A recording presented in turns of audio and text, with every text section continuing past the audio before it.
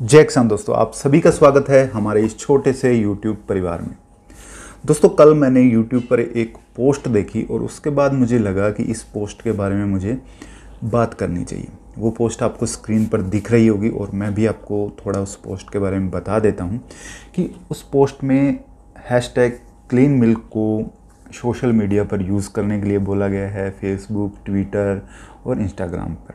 अब आगे क्या है कि गोवध के विरुद्ध जन आंदोलन और नीचे डेयरी वालों के लिए 3 सवाल हैं कि क्या डेयरी वाले ये करते हैं, क्या डेयरी वाले ये करते हैं।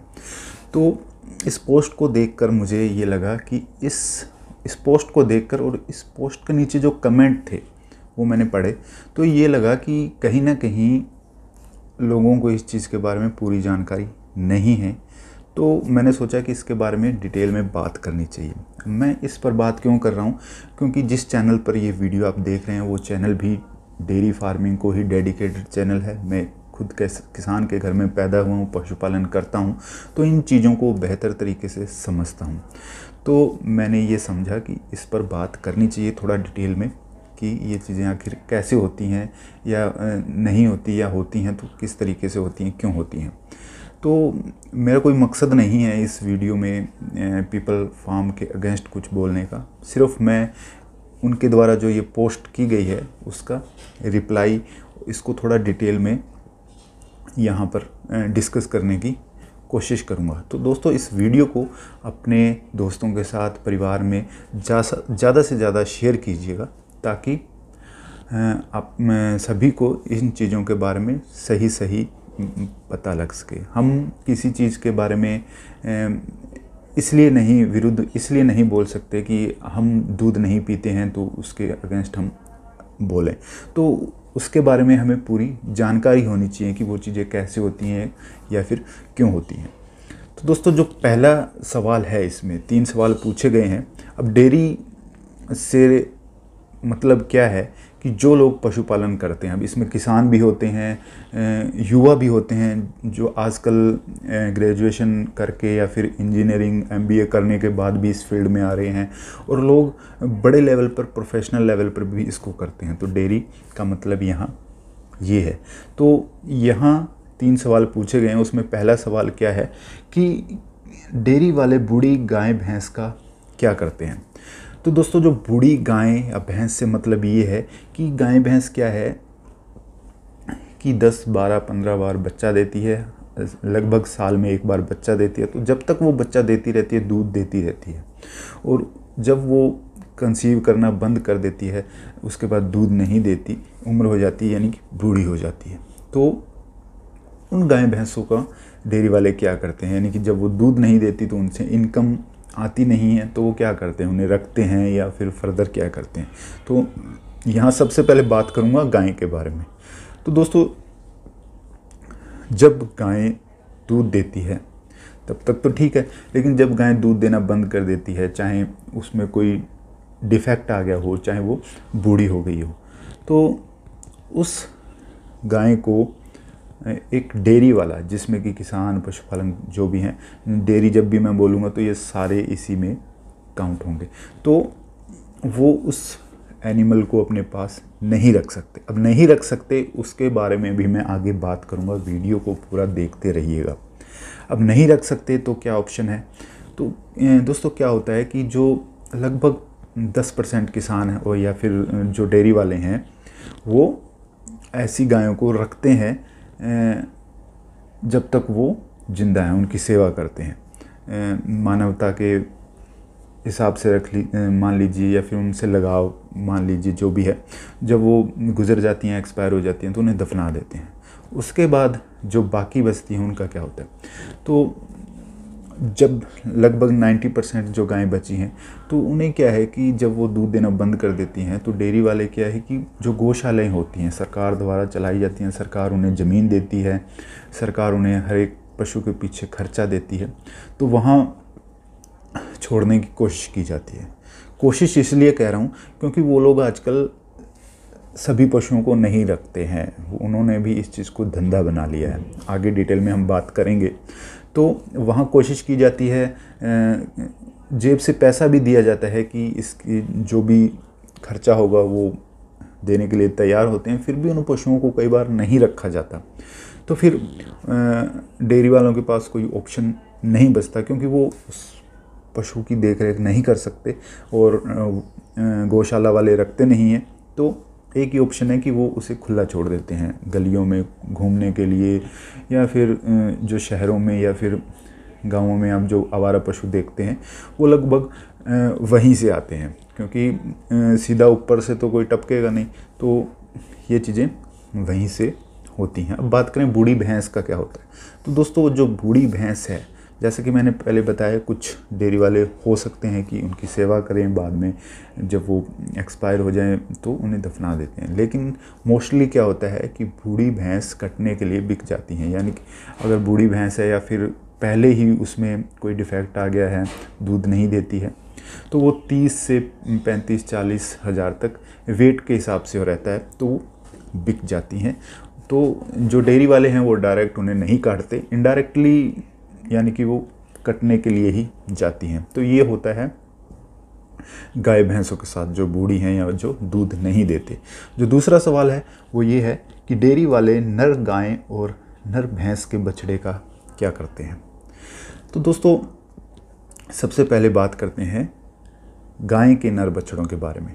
तो दोस्तों हमारे देश में जो गाय की नस्ल है वो इतनी ख़राब हो चुकी है कि जो नर बछड़े हैं वो किसी काम के नहीं रहते।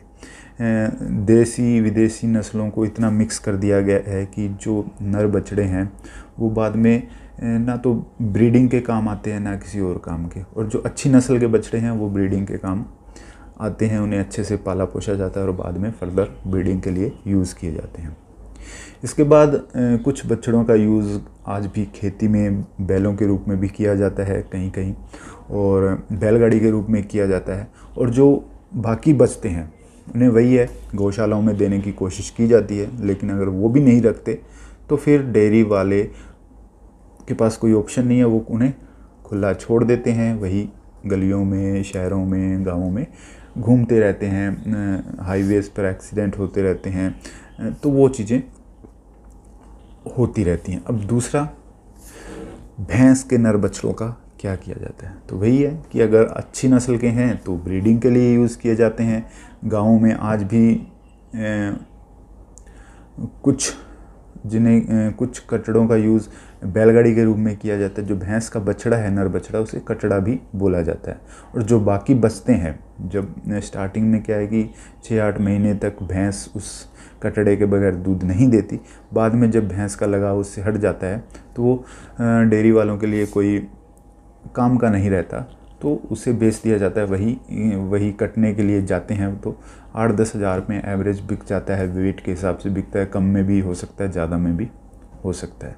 तो ये चीज़ें होती हैं नर बछड़े और कटड़ों के साथ। और जो तीसरा सवाल है वो है कि जो भैंसें भारत में निर्यात के लिए काटी जाती हैं, क्या वह डेयरी से आती हैं। तो पहले दोनों सवालों से आप समझ गए होंगे इस सवाल का जवाब क्या होने वाला है। तो दोस्तों ये चीज़ें पूछी गई थी पोस्ट में, तो इन चीज़ों को मैंने थोड़ा डिटेल में बात की है। जो चीज़ सच है वही मैंने बताई है। सच से मुंह फेरने से कुछ नहीं होगा, यही सच्चाई है। तो लेकिन ये सिक्के का एक पहलू है, एक साइड है। अब बात करेंगे दूसरी साइड के बारे में कि ऐसा क्यों होता है।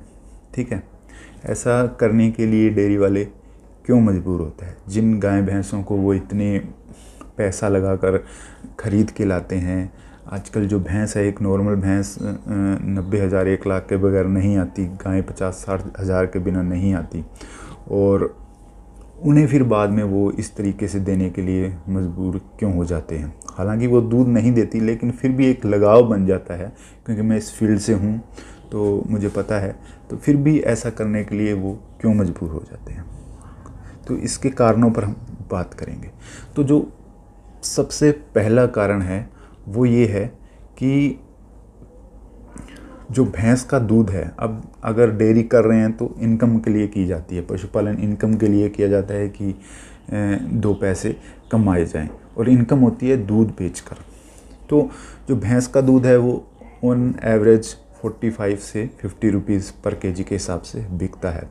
ठीक है, गर्मियों के रेट हैं 50 रुपये मैक्सिमम, और सर्दियों में यही 40 रुपये के आसपास बिकता है फैट और SNF के अकॉर्डिंग। और जो गाय का दूध है वो 20 रुपये से लेकर 25, 30, 35 रुपये तक बिकता है।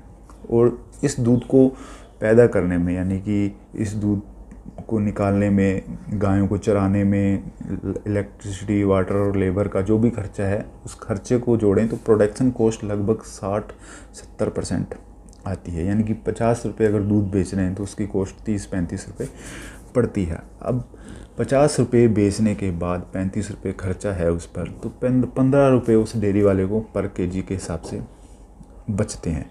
उसमें भी जब वो गाय या भैंस दूध देना बंद कर देती है तो 3-4 महीने उसकी सेवा करनी पड़ती है। तो ये बहुत सारी चीज़ें होती हैं, इन चीज़ों को आपको डिटेल में समझना पड़ेगा। मैं फिर भी बताने की कोशिश कर रहा हूँ, लेकिन पूरा इस वीडियो में नहीं बता सकता क्योंकि बहुत लंबा चौड़ा ये सिस्टम है।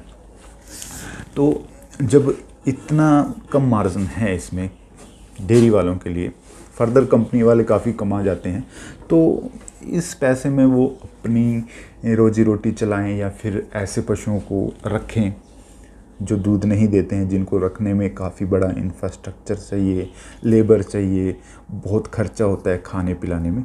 तो इसलिए जो डेयरी वाले हैं, पशुपालक हैं, वो ऐसे पशुओं को नहीं रख सकते जो दूध ना देते हों, जो उनके काम के ना हों। तो एक रीज़न तो है ये।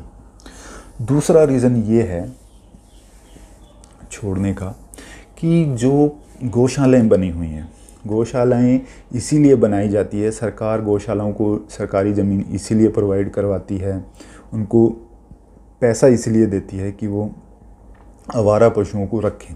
लेकिन आजकल अधिकतर गौशालाएं, सारी नहीं, अधिकतर गौशालाएं ऐसा नहीं करती हैं।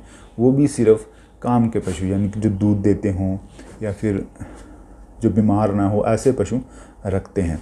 तो जब वो भी ऐसे पशुओं को नहीं रखते तो डेयरी वालों के पास कोई ऑप्शन नहीं बचता ऐसे में।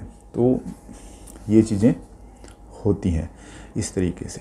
अब हम बात करें कि इन चीज़ों का समाधान क्या हो सकता है, क्योंकि दोस्तों जहाँ तक मैंने ये चीज़ें आपको बताई हैं तो इसमें सिर्फ डेयरी वालों का कसूर नहीं है। हाँ, डायरेक्टली आपको लगता होगा कि डेयरी वाले पशु रखते हैं और जब उन्होंने दूध देना बंद कर दिया तो उन्हें सीधा वो छोड़ देते हैं। डायरेक्टली सीधा देखने, बाहर से देखने पर यही लगता है, लेकिन इन चीज़ों के लिए सिर्फ डेयरी वाले जिम्मेवार नहीं है। तो अब बात करते हैं कि इन चीज़ों को सुधारा कैसे जा सकता है।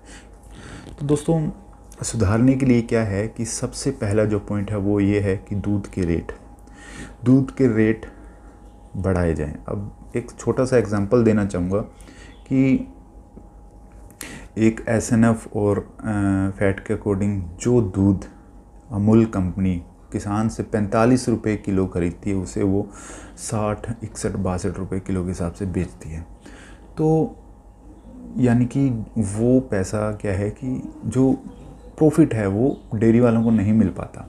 जो रिटेल में बेचते हैं कुछ डेयरी वाले तो वो अच्छा कमा लेते हैं, लेकिन सारे डेयरी वाले, लगभग 90% डेयरी वाले ऐसा नहीं कर पाते, उनका होलसेल में ही बिकता है। तो दूध का रेट सबसे बड़ी समस्या है, क्योंकि दूध के रेट नहीं है तो इनकम नहीं होती। जब इनकम नहीं है तो वो फिर ऐसे पशुओं को नहीं अफोर्ड कर सकते। ठीक है। नंबर 2 ये हो सकता है कि गवर्नमेंट इन चीज़ों पर ध्यान दे, डेयरी फार्मिंग जो सेक्टर है उस पर ध्यान दे।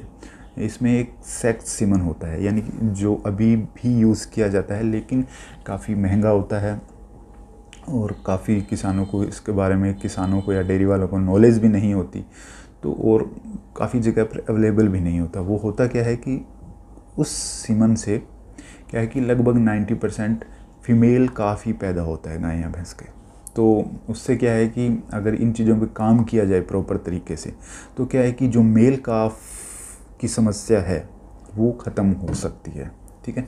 दूसरा काम ये हो सकता है। तीसरा ये है कि जो गौशालाएं हैं जो प्रॉफिट के लिए चलाई जा रही हैं, ऐसी गौशालाओं पे कार्रवाई की जाए, उनको बंद करवाया जाए या फिर उनकी जो कार्यप्रणाली है उनको ठीक किया जाए कि वो सभी तरह के पशुओं को रखें। सिर्फ ये नहीं है कि जो पशु फ़ायदेमंद है उन्हीं को रखें, क्योंकि मैंने देखा है कि ये जो गौशालाएं हैं आजकल सिर्फ दूध बेचने में लगे हुए हैं, प्रॉफिट कमाने में लगे हुए हैं। जो इनके ऊपर जो हेड होते हैं वो इसी चीज़ में लगे हुए हैं। ये भी एक बिज़नेस बन चुका है। तो इन चीज़ों को ख़त्म किया जाए और वो बीमार पशुओं को, बूढ़े पशुओं को रखने का काम करें, जो कि उनका एक्चुअल काम है। चौथा क्या है कि सरकार कुछ ऐसी चीज़ें कर सकती हैं, ऐसी स्कीम्स ला सकती हैं कि वो सीधा किसान को इन चीज़ों के लिए पैसा दे, किसान को या डेयरी वालों को इन चीज़ों के लिए पैसा दे। क्योंकि दोस्तों इन पशुओं को रखने के लिए शेड चाहिए, इनके लिए लेबर अलग से चाहिए, खाने पीने के लिए चाहिए, क्योंकि इनकम इनसे कुछ भी नहीं आनी है। तो एक क्या है कि छोटी छोटी गौशालाएं हर एक डेयरी वालों के पास इस तरीके की हों, तो उसके लिए सरकार को क्या है कि चाहे वो इनको लोन प्रोवाइड करवाए कम ब्याज पर या ब्याज मुक्त लोन, या फिर कुछ ऐड दे, तो उन चीज़ों से ये चीज़ें ख़त्म हो सकती हैं।